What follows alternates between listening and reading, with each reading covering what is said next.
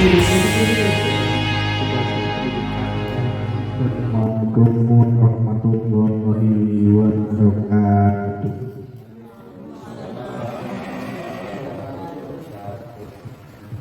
Terima kasih atas kehadiran rekan-rekan Bapak Ibu di aksi nyata 1.4. Kebetulan ini ada 3 TGP. Yang pertama aku, kedua saya, dan ketiga Uneng. Ini kebetulan kegiatannya sama, jadi kita bertiga merencanakan kolaborasi ini supaya materi yang disampaikan juga satu kali penyampaian. Ini 3 kegiatan terpenuhi. Bismillahirrahmanirrahim.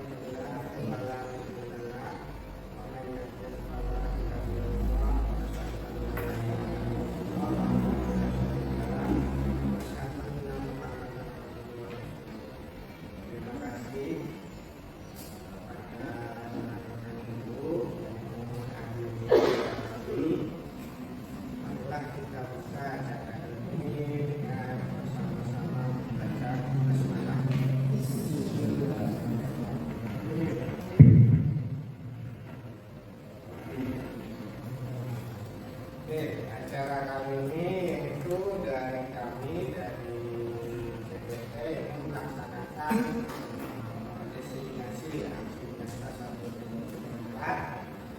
ini adalah kami ingin berbagi apa yang kami pahami dan kami peroleh dari modul 1.1 hingga 1.4. Dan ini semuanya kegiatan ini harus melaksanakan generasi yang mungkin ini sudah dilakukan oleh Pak Idris.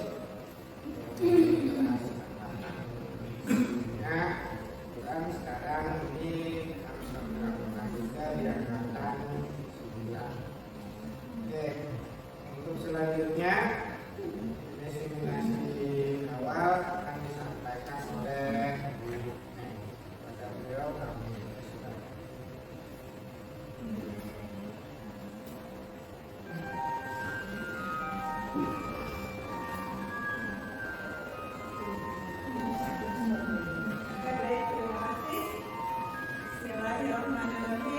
Assalamualaikum warahmatullahi wabarakatuh. Bapak Ibu Dewan Guru SMA Negeri 1 Pontang, sebelumnya saya mengucapkan terima kasih banyak karena sudah berkenan hadir pada kegiatan diseminasi hari ini. Jadi tadi sudah Pak Asep sampaikan juga bahwa ini merupakan salah satu tugas kami ya sebagai calon guru penggerak, di mana kami harus menyebarkan pemahaman dan penerapan mengenai budaya positif. Oke, baik, sebelum masuk ke materi, sepertinya Bapak Ibu lemes ya?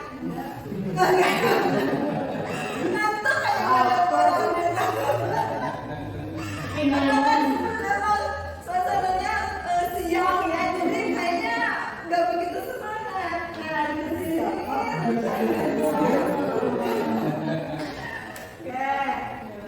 kita ice breaking dulu ya. Oke, Bapak Ibu dimohon berdiri ya, kita joget dulu.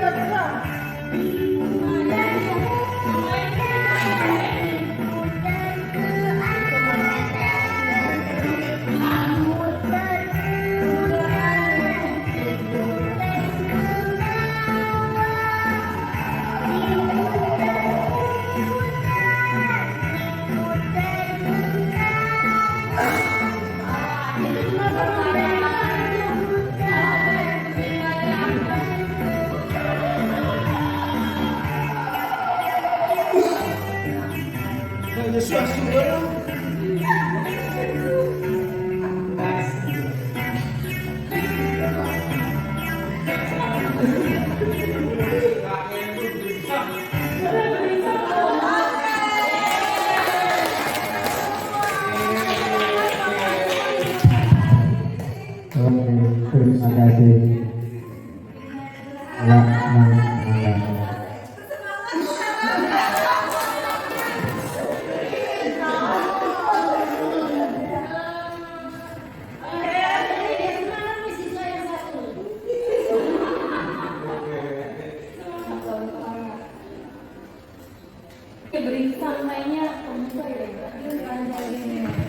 Baik Bapak Ibu, di acara desiminasi ini ada beberapa konsep kunci yang akan kami sampaikan ya.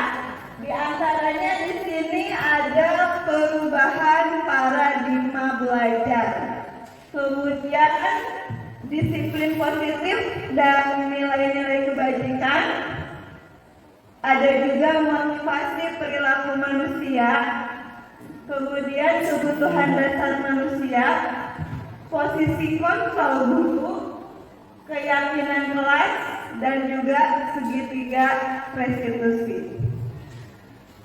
Baik, sebelum kami paparkan mengenai konsep ini, saya mau bertanya dulu, menurut Bapak Ibu, budaya positif itu apa sih?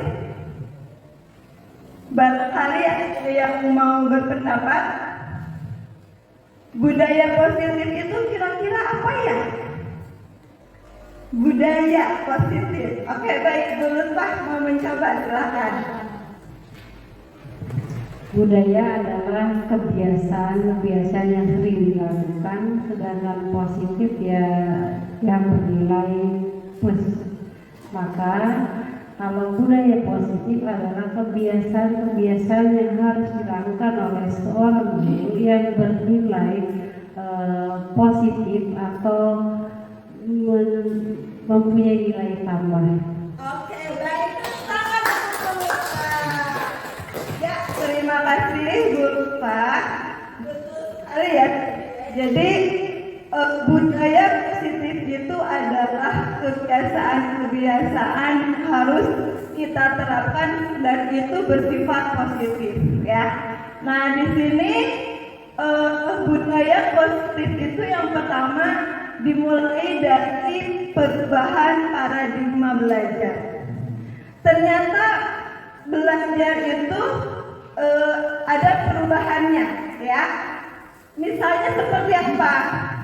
Nah, mungkin metode-metode yang pernah kita dapatkan sebelum zaman dulu gitu ya dengan metode yang sekarang itu harusnya berubah. Kenapa harus berubah? Kira-kira kenapa? Iya, betul. Karena disesuaikan dengan perkembangan zaman. Oke. Apalagi di zaman sekarang ini teknologi sudah berkembang pesat ya. Dan mungkin Bapak Ibu juga mohon maaf ya Bu Najah, mungkin udah lama kan mengajarnya, pasti mengalami perubahan-perubahan atau perbedaan-perbedaan dari siswa yang sudah Ibu ajar selama ini. Ya, mungkin siswa dulu ketika kita mengajar kadang ada cepat gitu ya ditangkapnya. Beda dengan sekarang. Sekarang tuh mengajar sesuatu agak sulit. Kenapa sih kok bisa seperti itu? Ternyata di sini banyak faktor yang mempengaruhinya. Salah satunya apa? Handphone. Ya, ternyata handphone ini sangat mempengaruhi terhadap paradigma belajar siswa. Oke, baik, berikutnya.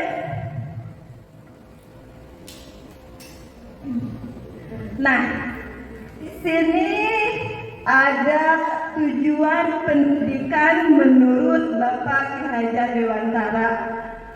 Menurut beliau, tujuan pendidikan itu adalah menuntun segala kodrat yang ada pada anak-anak agar mereka dapat mencapai keselamatan dan kebahagiaan yang setinggi-tingginya baik sebagai manusia maupun sebagai anggota masyarakat.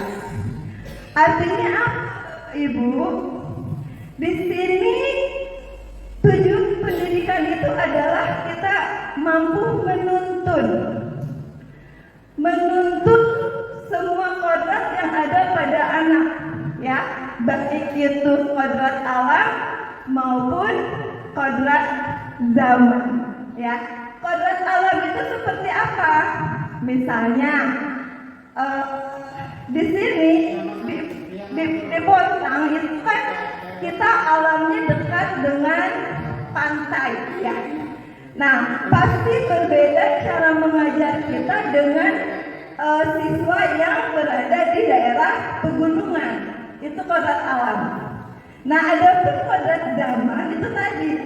Kita tidak bisa menyamakan cara mengajar kita kepada siswa zaman dulu dengan kepada siswa zaman sekarang. Gitu, ya. Next.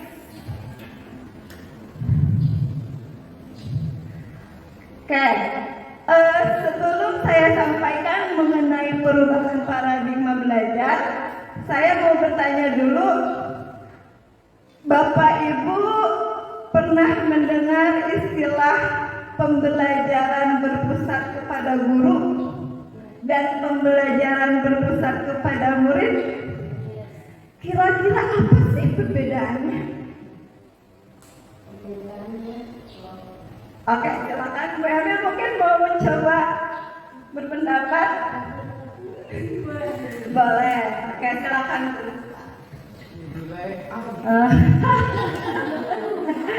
Kalau teacher center, kalau teacher center atau pembelajaran berpusat kepada guru, maka guru itu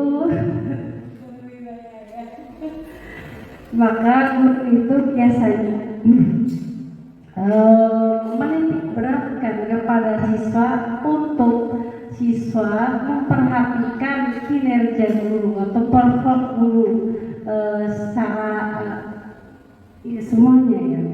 Tapi kalau teacher center, kalau student center berarti kita itu walaupun memang itu kinerja guru, tapi guru menguasai siswa atau guru tahu bagaimana cara siswa itu belajar dengan baik dengan mengkondisikan kemampuan siswa dalam menyerap perform yang ada pada RPP atau pada kinerja yang akan dipraktekkan oleh seorang guru. Jadi guru itu menginginkan siswa yang aktif, bukan guru aktif gitu. Terima kasih. Ya, baik. Terima kasih Guru Pak. Tuh ya, Bapak Ibu sependapat? Oke, silakan Pak Mukhlis.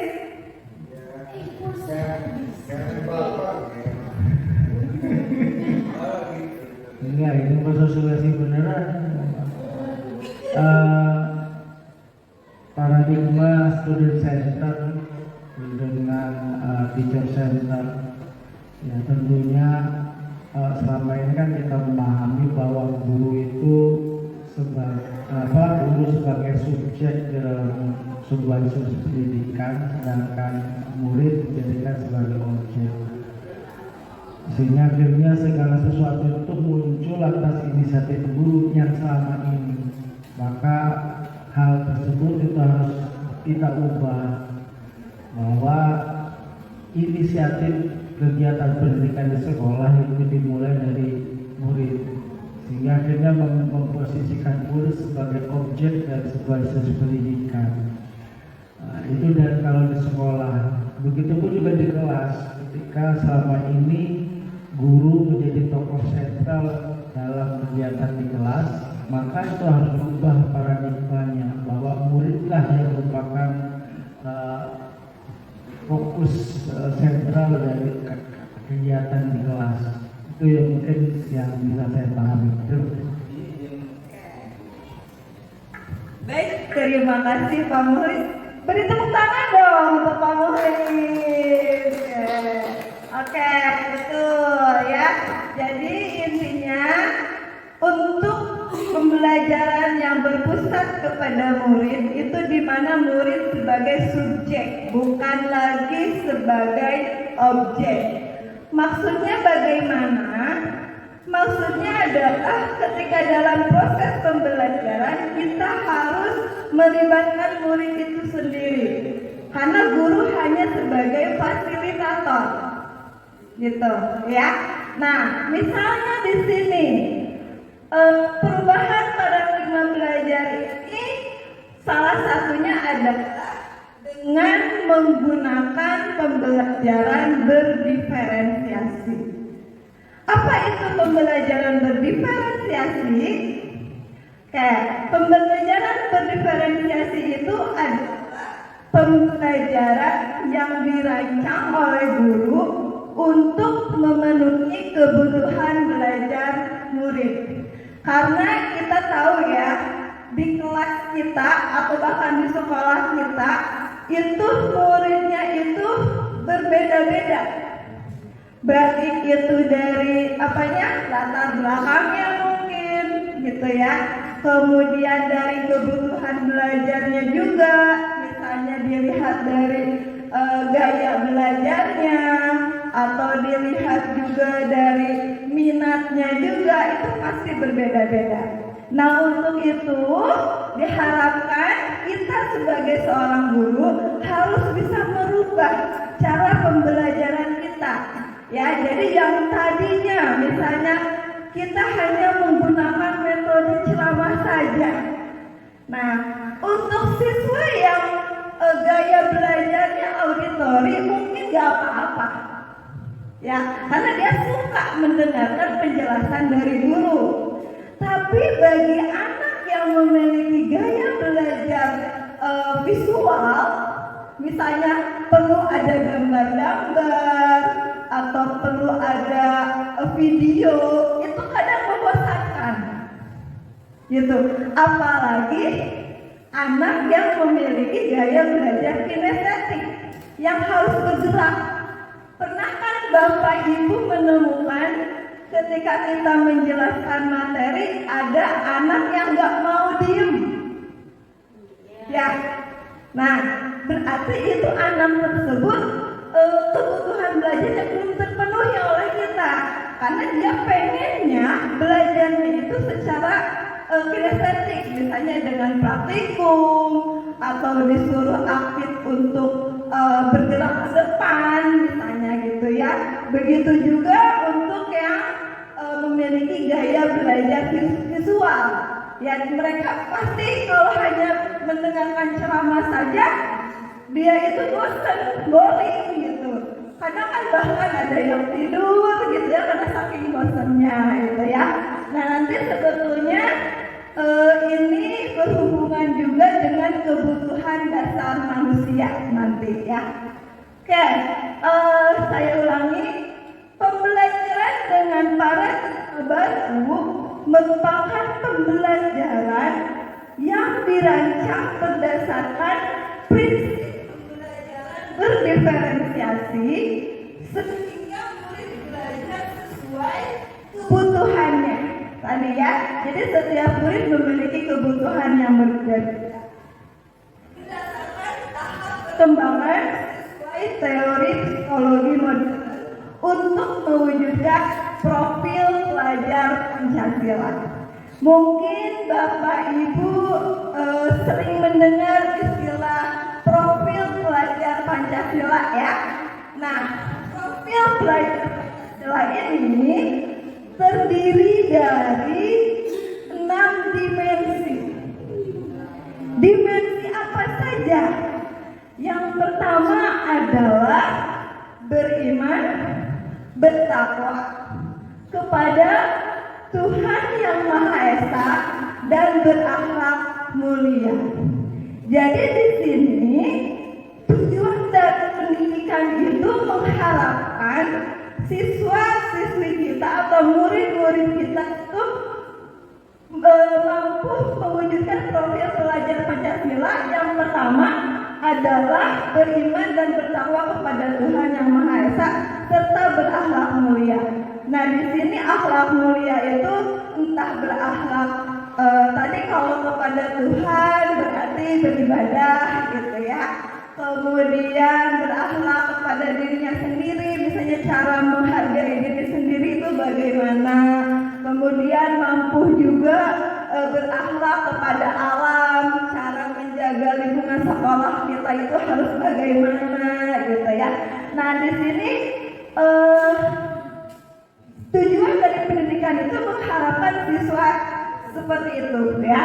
Nah, selain beriman dan bertakwa kepada Tuhan Yang Maha Esa, ada juga dimensi yang kedua, yaitu berkebinekaan global. Maksudnya apa? Nah, di sini sudah jelas berkebinekaan global itu siswa bisa menghargai budaya yang lain. Karena kita tahu Indonesia itu bermacam-macam budayanya. Jadi harus saling menghargai antar beda budaya, entah itu suku ataupun agama itu. Kemudian yang ketiga yaitu bergotong royong. Nah, maksud bergotong royong di sini tidak hanya bekerja sama, misalnya membersihkan kelas gitu ya. Tapi di sini bergotong royong itu siswa mampu berkolaborasi, mampu bekerja sama, atau mampu bekerja kelompok misalnya gitu ya. Nah, di sini kolaborasinya atau gotong royongnya tidak hanya antar siswa saja, tapi bisa juga berkolaborasi antar guru dengan siswa tersebut gitu ya. Berikutnya ada dimensi kreatif ya. Jadi di sini jelas pendidikan itu mengharapkan siswa-siswa itu bisa kreatif ya. Artinya memodifikasi sesuatu yang original, kemudian mampu bernalar kritis dan juga mandiri. Nah, ini adalah 6 dimensi profil pelajar Pancasila. Selanjutnya. Oke, berikutnya ada materi tentang disiplin positif dan nilai-nilai kebajikan. Tapi sebelum saya paparkan materi ini, kita permainan lagi yuk. Oke, kita permainan, kita games dulu. Di sini boleh mencari pasangannya, jadi berdua. Oke. Bu Haji, ada pasangan kita. Oke, tapi kamu nggak usah ikutan deh. Ini aja. Ya, oke, udah dapat ya pasangannya ya. Sekarang silahkan berhadap-hadapan. Berhadap-hadapan. Pak Haji mau kemana?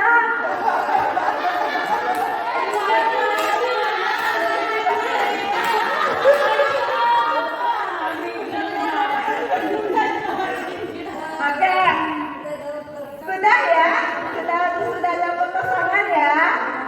Nah sekarang coba ibu bapak atau ibu yang disediakan sama ibu-ibu, tentukan siapa yang akan mengepal tangan duluan.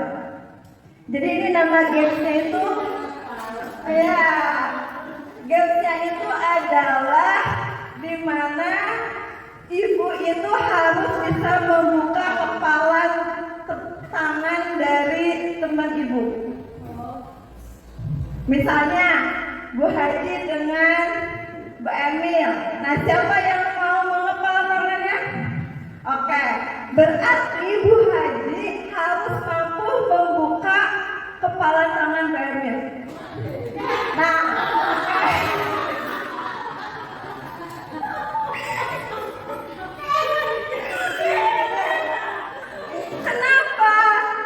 Kenapa harus mampu? Ya, misalnya dia harus mampu. Di sini anggap saja, ibu membayangkan di kepala tangan ibu adalah sesuatu yang sangat berharga bagi ibu.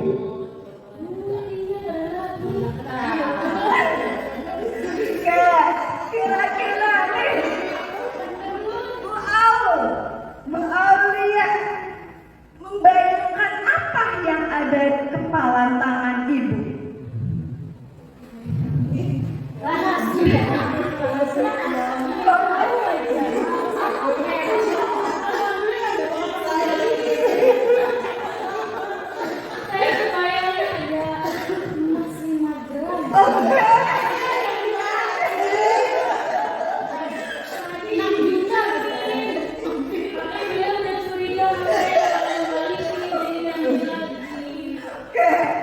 Wow, membayangkan ada emas yang sangat berharga bagi Bu Aul. Kemudian Bu Rani mencoba untuk mengambil barang berharga tersebut dari Bu Aul. Kira-kira apa yang akan dilakukan oleh Bu Aul? Apakah akan membuka kepalan tangan Bu Aul sehingga Bu Rani mampu mengambil barang berharga bagi Bu Aul? Atau tetap mempertahankan Bu Aul?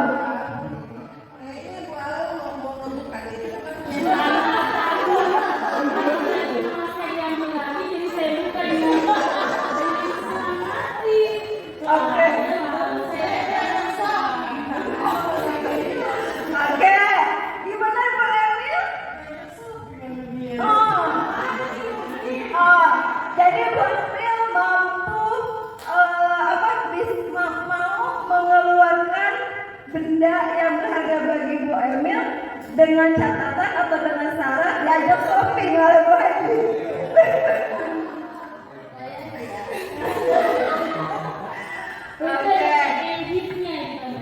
Oke. Kira-kira di sini apa sih yang dipahami oleh ibu-ibu semua?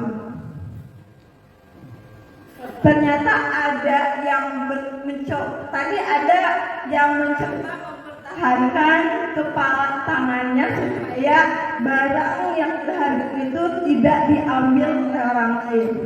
Tetapi ada juga karena Bu Haji Maria itu pintar merayu, pintar membujuk gitu ya, sehingga Maria mampu memberikan barang berharganya itu kepada Bu Haji. Oke, berarti di sini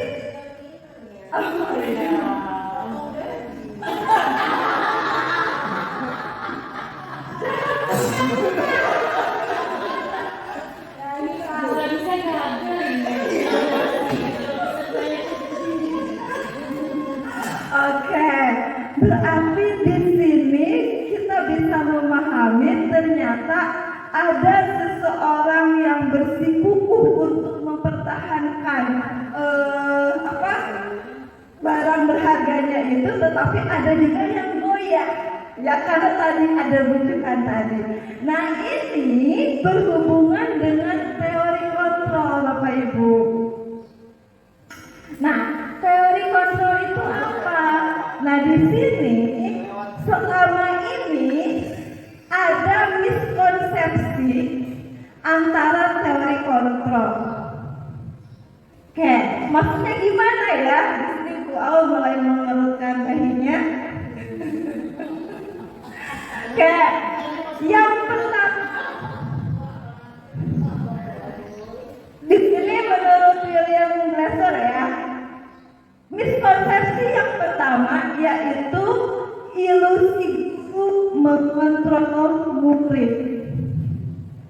Artinya apa? Nah, mungkin selama ini kita berpikiran bahwa kita sebagai seorang guru mampu mengontrol murid. Itu ilusi kita ya. Tapi kenyataannya apa? Kenyataannya setelah kita masuk ke dalam kelas, awalnya kita membayangkan di kelas ini semua siswa pasti akan mengikuti apa yang saya inginkan. Itu kan harapan kita. Ternyata setelah masuk ke dalam kelas, pasti ibu dan bapak menemukan ada beberapa siswa yang tidak mau mengikuti keinginan kita. Betul Bapak Ibu? Nah, artinya apa? Itu hanya ilusi. Kita tidak bisa memaksa siswa itu sesuai dengan keinginan kita. Oke, ya. Kemudian ilusi yang kedua, bahwa semua penguatan positif efektif,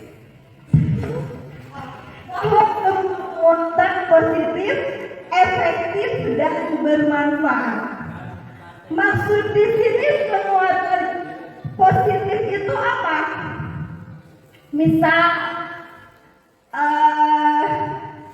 kadang kita selalu atau suka memberikan sesuatu, misalnya reward atau hadiah bagi siswa yang mengumpulkan tugas lebih awal misalnya, atau siapa yang mau ke depan kasih hadiah.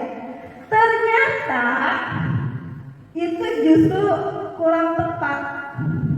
Karena apa? Karena nanti siswa tersebut akan bekerja tergantung, tadi ketergantungan ya. Ada sesuatu yang baru mau bekerja. Berarti itu bukan karena keinginan dari dalam diri, tapi karena orang lain. Ya, jadi di sini ilusi sebetulnya. Sebetulnya ini tidak akan menguatkan karakter dari siswa tersebut, ya. Nantinya dia itu ada mau bekerja kalau ada sesuatu, gitu ya. Jadi motivasinya belum dari dalam. Kemudian yang ketiga, ilusi bahwa kritik dan membuat orang merasa bersalah dapat menguatkan karakter. Misalnya apa? Kadang kita tidak sadar bisa membuat murid itu merasa bersalah. Ya, misalnya ada siswa yang terlambat datang ke sekolah. Kadang kita langsung, kamu salah, kamu tidak mengikuti peraturan sekolah ini. Itu kan berarti kita membuat murid tersebut merasa bersalah. Apakah itu bisa menguatkan karakter dari siswa tersebut supaya siswa itu tidak terlambat ke sekolah lagi? Ternyata tidak, karena itu hanya ilusi. Betul, iya betul. Tuh ya. Kemudian berikutnya, nah, ilusi bahwa orang dewasa memiliki hak untuk memaksa. Nah, orang dewasa itu maksudnya apa kalau di sekolah? Siapa?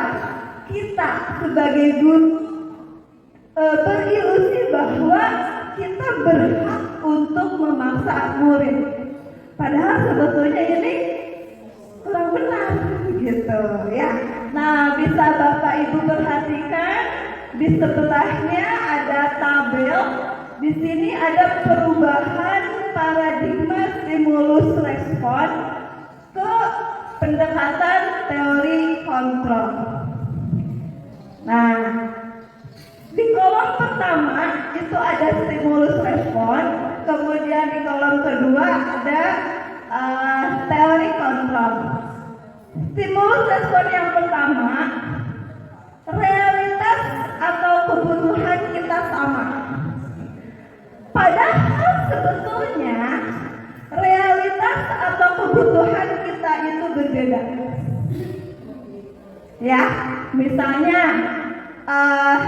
mungkin saya dengan pasti memiliki kebutuhan berbeda.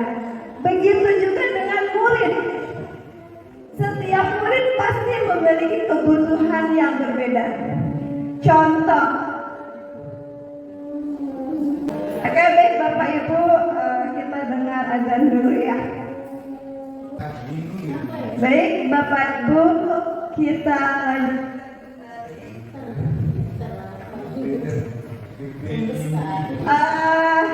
Kita lanjutkan lagi ya mengenai perubahan paradigma stimulus respon ke teori kontrol. Tadi yang pertama, stimulus respon yang pertama yaitu realitas atau kebutuhan kita sama, ya. Jadi sebetulnya itu salah, kurang tepat karena ternyata sesungguhnya realitas atau kebutuhan kita itu berbeda, ya. Termasuk murid-murid kita pasti memiliki kebutuhan yang berbeda-beda.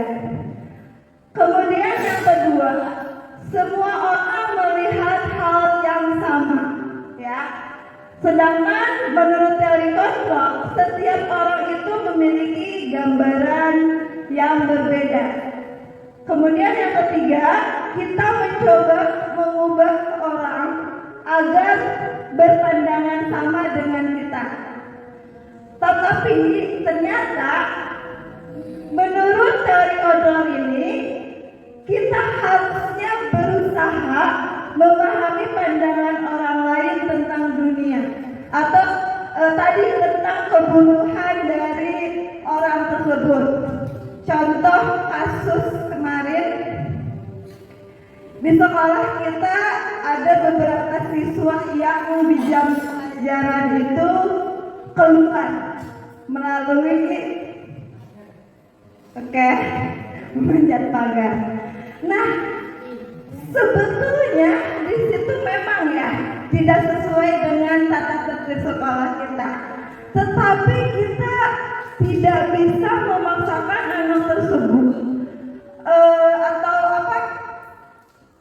menjudge gitu ya, langsung menghukum anak tersebut itu tidak bisa. Tapi kita harus tahu dulu sebetulnya anak ini kenapa. Apakah ada kebutuhan yang tidak terpenuhi setelah ini? Misalnya anak-anak itu merasa bosan gitu ya, berarti anak itu perlu hiburan misalnya gitu ya. Oh berarti kita nanti nih adakan acara anak-anak healing, jalan-jalan kemana gitu ya, supaya kebutuhan dasar dari siswa tersebut bisa terpenuhi. Mungkin nanti materi tentang kebutuhan dasar manusia akan disampaikan oleh Pak Haji Isan ya. Jadi sebetulnya kebutuhan dasar manusia itu ada 5. Yang pertama adalah rasa ingin diterima dan kasih sayang. Terkadang kita menemukan siswa yang kurang kasih sayang, justru dia sering melakukan sesuatu yang dianggap salah. Itu. Kemudian kebutuhan dasar yang kedua yaitu survival, ya, kebutuhan hidup, bertahan hidup. Kemudian nanti ada lagi kebutuhan kesenangan, ada lagi penguasaan, gitu, dan juga kebebasan. Nanti mungkin lebih jelasnya akan disampaikan oleh Taisan. Berikutnya mengenai stimulus respon ini. Yang keempat yaitu perilaku buruk dilihat sebagai suatu kesalahan. Nah, sebetulnya seharusnya dalam teori kontrol semua perilaku memiliki tujuan. Ingat yang tadi ya. Jadi di sini kembali lagi kepada kebutuhan dari siswa tersebut. Kenapa siswa tersebut melakukan kesalahan? Apa sih sebetulnya tujuannya? Pasti ada tujuan dan ada alasannya. Kemudian stimulus respon berikutnya, orang lain bisa mengontrol saya. Padahal sebenarnya hanya Anda yang bisa mengontrol diri Anda. Kita tidak bisa mengontrol siswa supaya misalnya nih kita ngajar di kelas supaya siswa itu diam atau supaya siswa itu tidak tidur, itu sebetulnya nggak bisa kita itu. Karena kita kembali lagi ke alasannya, kenapa siswa itu tidur? Apakah karena cara mengajar kita yang kurang menyenangkan sehingga bosan bagi anak tersebut dan akhirnya tidur?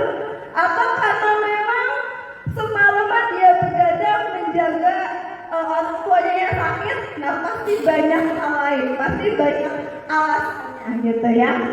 Kemudian berikutnya, saya bisa mengontrol orang lain. Padahal sebetulnya Anda tidak bisa mengontrol orang lain. Karena yang bisa mengontrol diri kita atau diri siswa itu hanya siswa tersebut atau hanya diri kita sendiri. Gitu ya. Kemudian pemaksaan ada pada saat bujukan gagal. Dan teori kontrolnya kolaborasi dan konsensus menciptakan pilihan-pilihan baru. Jadi ketika misalnya kita menemukan siswa yang jarang masuk sekolah, kemudian kita bujuk dan akhirnya siswa tersebut terpaksa. Nah itu sebetulnya kurang tepat. Seharusnya kita menciptakan atau memberikan pilihan-pilihan baru yang kira-kira itu positif atau baik, ya, gitu. Atau misalnya contoh lain, kita di sini tata tertibnya atau peraturannya itu jam 7.15 harus sudah ada di sekolah. Apakah kita akan mengikuti peraturan tersebut? Oke, tapi ternyata misalnya karena ada pimpinan kita, ada kepala sekolah kita yang standby gitu ya di gerbang.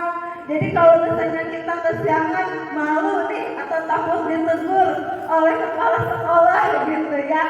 Nah bisa saja kita mengikuti peraturan kepala sekolah tersebut gitu, mengikuti harapan kepala sekolah tersebut. Tetapi pada suatu ketika kepala sekolahnya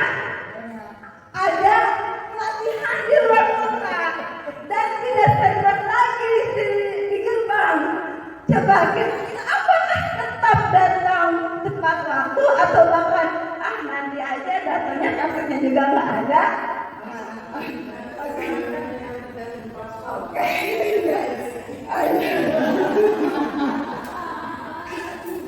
Ya, berarti di situ kalau seperti itu ya, kalau misalnya ketergantungan ada tidaknya kepala sekolah, motivasi dalam dirinya belum terbentuk, belum ada gitu ya. Oke, dan yang terakhir, model berpikir menang kalah, tetapi seharusnya model berpikir menang-menang. Jadi tidak ada yang kalah, win-win solution ya. Oke, berpikir menang-menang, jadi tidak ada berpikir menang kalah. Oke, baik, selanjutnya masih ada kan? Oh, nah di sini ada makna kata disiplin. Disiplin itu apa sih? Disiplin berasal dari kata disiplina yang artinya belajar.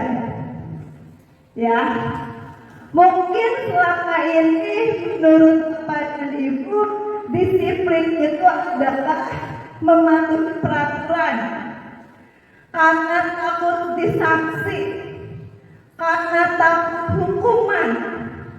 Akhirnya anak tersebut terpaksa gitu ya untuk mengikuti aturan tersebut. Padahal betul dari kata disiplina ini, disiplin adalah belajar. Disiplin mengacu pada disiplin diri yang memiliki tanggung jawab. Ya, di sini ada tanggung jawab terhadap apa yang dilakukannya berdasarkan nilai-nilai yang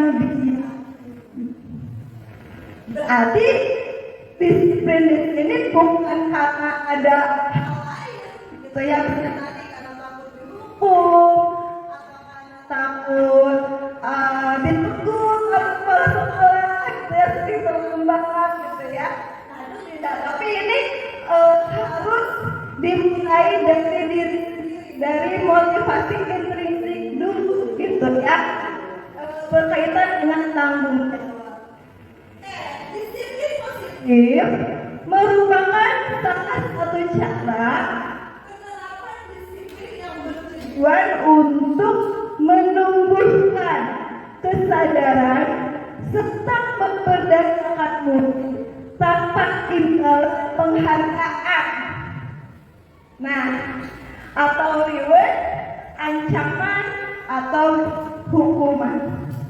Jadi di sini sebetulnya cara kita sebetulnya kita sering ya memberikan reward kepada siswa untuk memotivasi siswa itu, misalnya mengerjakan tugas lebih awal. Ternyata itu kurang tepat. Karena nanti khawatirnya siswa itu bekerja karena ada imbalan, bukan karena tanggung jawabnya sebagai siswa gitu ya. Atau misalnya karena ada ancaman atau ada hukuman gitu ya, itu kurang tepat. Oke, baik, berikutnya. Nah, jadi sebagai guru tujuan kita adalah menciptakan murid yang memiliki sehingga mereka berperilaku mengacu pada nilai-nilai kebajikan universal dan memiliki intrinsik atau motivasi dari dalam diri dalam perubahan perilaku ke arah yang ya. Jadi intinya di sini siswa itu berubah menjadi lebih baik karena ada keinginan dari dalam dirinya, bukan karena ada imbalan atau bukan karena ada hukuman ataupun ada sanksi. Nah, tadi Bapak Ibu bisa melihat di situ ada nilai-nilai kebajikan. Seperti apa sih nilai-nilai kebajikan itu? Ada yang tahu? Mungkin Pak Muris, contohnya nilai-nilai kebajikan apa itu?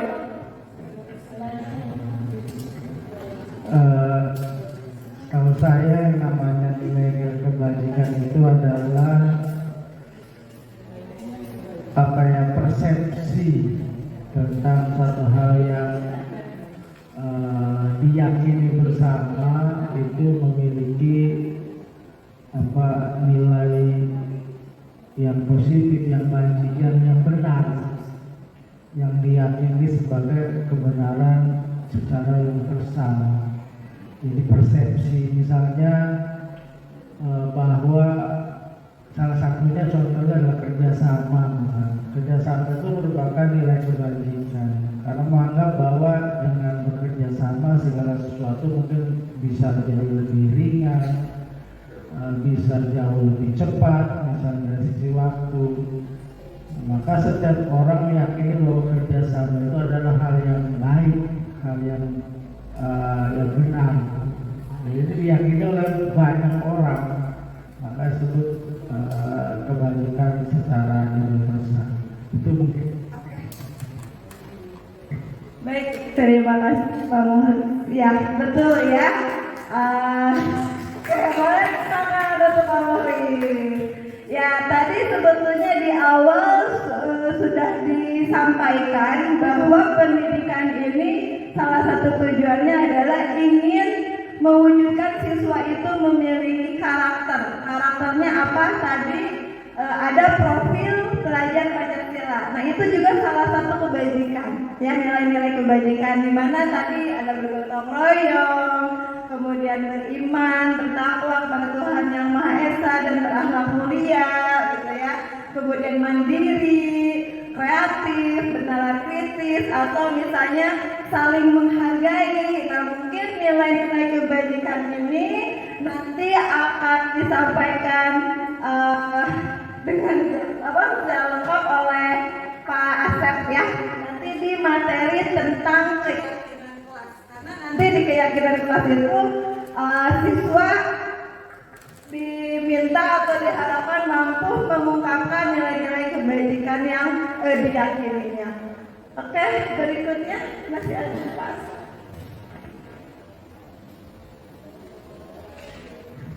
Baik, nah di sini makna nilai-nilai kebajikan. Nilai kebajikan adalah sifat positif manusia yang merupakan tujuan mulia yang ingin dicapai setiap individu. Seperti yang telah dikemukakan oleh Dr. bahwa setiap perbuatan itu memiliki suatu tujuan. Kita melakukan sesuatu pasti ada tujuannya. Begitu juga dengan siswa. Ketika siswa melakukan sesuatu pasti dia memiliki tujuan. Kemudian dari mengemukakan bahwa dengan mengaitkan nilai-nilai kebajikan yang diyakini seseorang, maka motivasi intrinsiknya akan terbangun, ya, sehingga dapat menggerakkan motivasi dari dalam untuk dapat mencapai tujuan mulia yang diinginkan. Jadi di sini kita berharap bahwa siswa itu melakukan sesuatu yang berdasarkan dari keyakinan dalam dirinya, bukan karena tadi ya imbalan ataupun hukuman ataupun sanksi, gitu ya. Berikutnya, oke, baik. Nah, sekarang sudah masuk ke materi motivasi perilaku manusia. Untuk materi ini akan disampaikan oleh Bapak Haji di sana Ramadan. Pak Isan, mohon silakan.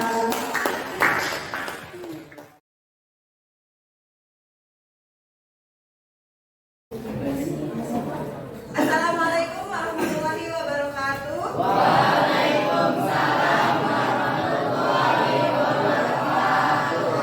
Apa kabar kalian semuanya hari ini?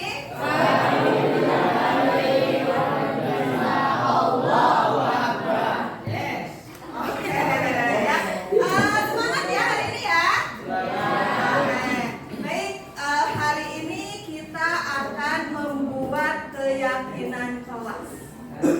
Ada yang tahu apa itu keyakinan kelas? Ada. Oke, apa itu keyakinan kelas? Apa keyakinan kelas itu? Peraturan. Baik ya, peraturan. Apakah sama keyakinan dengan peraturan? Ternyata berbeda. Kenapa berbeda? Kalau yang namanya peraturan itu hanya ditentukan oleh satu pihak. Misalnya, ibu membuat peraturan, kalian harus menjalani, mengikuti. Nah, tapi untuk hari ini itu kita tidak akan membuat peraturan, tapi kita akan membuat kesepakatan atau keyakinan kelas. Kenapa kita harus membuat keyakinan kelas? Supaya apa? Supaya kalian bisa belajar dengan nyaman, dengan aman, dengan tenang gitu ya. Nah, untuk itu sekarang kita akan membuat keyakinan kelas. Nah, seperti apa sih membuat keyakinan kelas itu? Di sini artinya keyakinan kelas itu muncul dari kalian semua ya. Jadi kita semua kita membuat keyakinan kelas. Nah, keyakinan kelasnya seperti apa? Keyakinan kelasnya itu harus bersifat positif. Artinya apa? Artinya tidak boleh ada kata tidak. Tidak boleh ada kata dilarang. Tidak boleh ada kata jangan. Itu kan negatif. Nah, dalam keyakinan kelas ini harus menggunakan kata-kata yang positif. Misal, keyakinan kelas yang pertama, misalnya dilarang mencontek. Nah, itu kan kalimat positif atau negatif? Negatif. Nah, positifnya apa? Berarti harus apa? Harus jujur, ya kan? Harus jujur. Atau misalnya dilarang membuang sampah sembarangan, misalnya gitu ya. Berarti kan itu kalimatnya negatif. Nah, kita ubah menjadi kalimat positif, menjadi buang sampah. Oke, buang sampah pada tempatnya. Baik, bisa dipahami? Ya, jadi sekarang ibu akan membagikan kertas. Ya, ibu akan membagikan kertas ini. Nanti kalian menulis harapan kalian atau keinginan kalian itu apa? Ini nanti akan dijadikan sebagai keyakinan kelas. Nanti kalau misalnya ada yang sama gitu ya, nanti kita ambil satu aja. Ya, bisa dipahami ya? Oke, sekarang ibu bagikan kertasnya.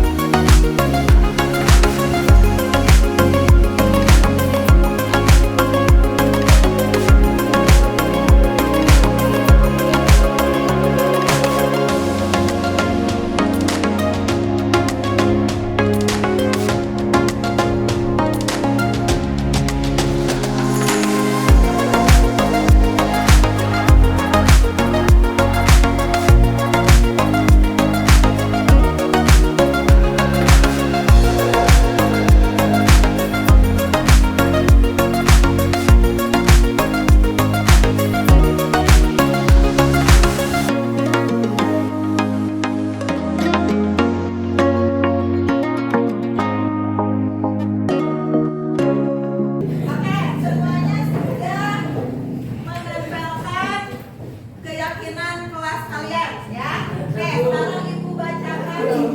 Ini keyakinan kelasnya adalah mengharapkan kelas itu selalu bersih. Oke, saya ingin kelas kita bersih dan nyaman. Oke, nanti kan di sini sama ya, bersih dan nyaman. Dan di sini yang pertama tadi bersih berarti ibu satu-satu ya, bersih dan nyaman saja karena sama. Oke.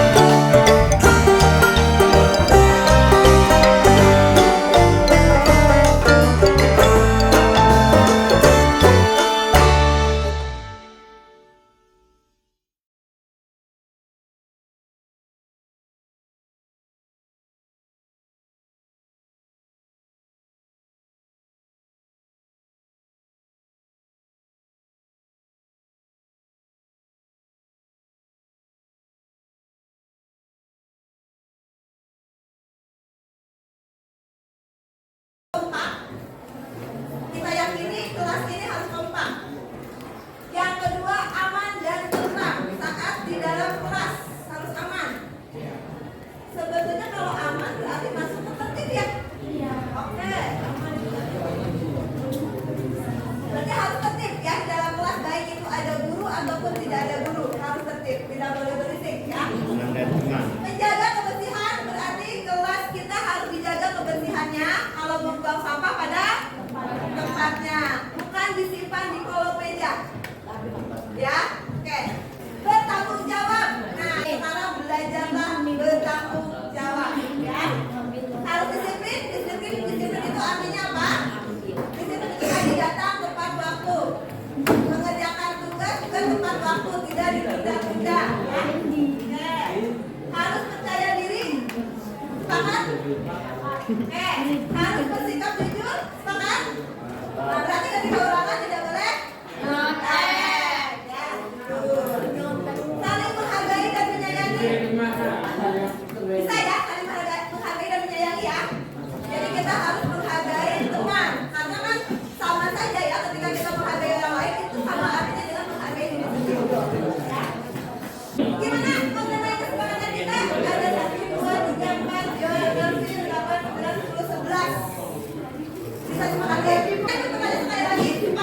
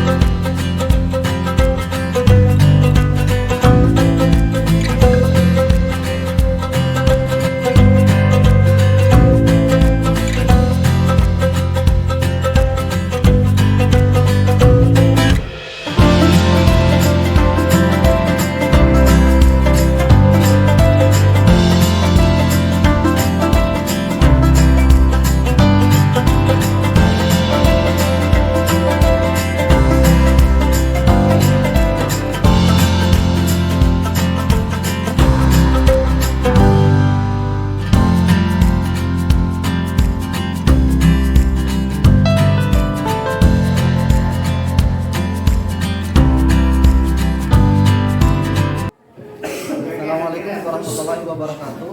Perkenalkan, nama saya Masri dari kelas 105. Saya merasa puas karena ada keyakinan kelas di kelas 105. Karena dengan keyakinan kelas ini, saya dan teman-teman akan merasa nyaman karena ada peraturan atau kesepakatan bersama. Sekian, terima kasih. Wassalamualaikum warahmatullahi wabarakatuh. Assalamualaikum warahmatullahi wabarakatuh. Nama saya Muhammad Rizky Kurniawan dari kelas 105. Dengan ada keyakinan kelas ini, saya merasa senang dan harapan saya kepada semuanya agar menjadi siswa yang lebih baik di kelas ini. Terima kasih.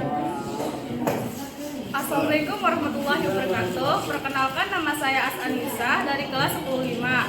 Saya merasa senang dengan adanya keyakinan di kelas 105. Saya bisa belajar dengan tenang. Terima kasih. Wassalamualaikum warahmatullahi wabarakatuh.